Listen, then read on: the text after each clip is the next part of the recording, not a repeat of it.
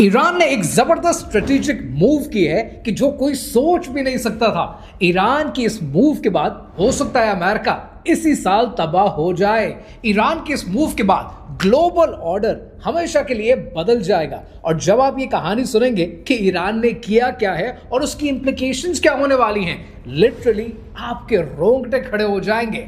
To be very honest with you, मैं आज की वीडियो में ईरान को कवर नहीं करना चाहता था क्योंकि कितनी सारी बातें हैं सेटनिज्म के बारे में करने वाली, कितनी बातें हैं डिसेप्शंस की आपको बताने वाली। ये वो बातें जिसके बारे में आजकल मैं किताब लिख रहा हूं, लेकिन ये बातें मैं आज नहीं करने वाला था ईरान की। लेकिन ईरान ने इतनी जबरदस्त मूव की है कि जिसके बारे में आपको पता होना चाहिए, क्योंकि इसके बारे में मैं कितनी वीडियोस बना चुका हूं और आपको आगाही दे चुका हूं। ईरान ने किया क्या?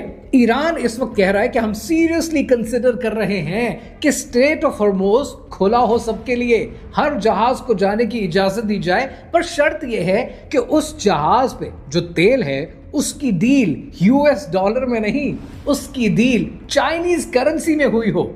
इसकी बहुत बड़ी इंप्लीकेशन है और इसकी इंप्लीकेशन में शायद यूएस इकोनॉमी इसी साल टैंक कर जाएगी। और दूसरी तरफ नेतन्याहू की एक और वीडियो सरफेस करती है और इस बार नेतन्याहू एक कॉफी शॉप में खड़ा है, कॉफी पी रहा है और बता रहा है दुनिया को कि मेरी 5 उंगलियां हैं, मैं जिंदा हूं।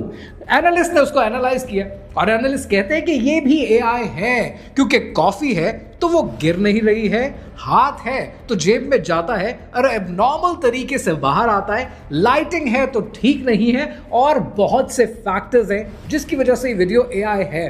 To be honest with you, Netanyahu के बारे में मैंने पहले आपसे ये कहा कि अगर मर भी जाता है तो फर्क नहीं पड़ता। उसकी वजह यह है कि पॉलिसी इंपॉर्टेंट होती है, पॉलिसी मैटर करती है, बंदा नहीं। पॉलिसी तो उनकी वैसे की वैसी है। और दूसरी वीडियो में मैंने आपसे यह भी अर्ज किया कि हो सकता है ये इसराइल का एक आर्ट ऑफ वॉर हो।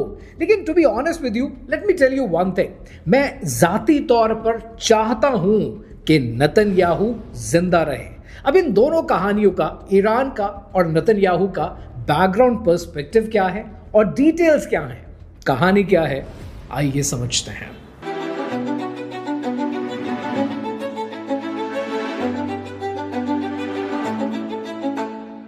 ये कहानी शुरू होती है सन 1967 में, जब मिस्र और शाम ने यह फैसला किया कि हमें अपने वो इलाके वापस चाहिए जिन टेरिटरीज के ऊपर इसराइल ने कब्जा कर लिया है। लिहाजा उन्होंने जंग का ऐलान किया और इसराइल पर हमला कर दिया।